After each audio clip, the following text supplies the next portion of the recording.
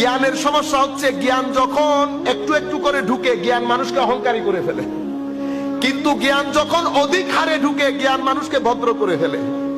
তো অহংকার কখন হয়? যখন দুই বই থাকে। ভদ্রতা কখন থাকে?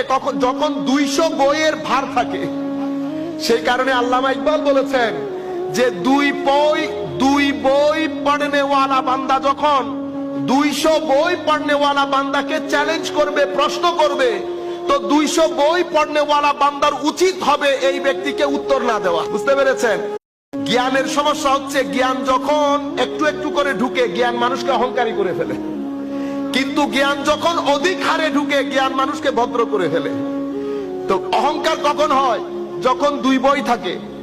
ভদ্রতা কখন থাকে? যখন 200 বইয়ের ভার থাকে। সেই কারণে আল্লামা ইকবাল বলেছেন যে দুই বই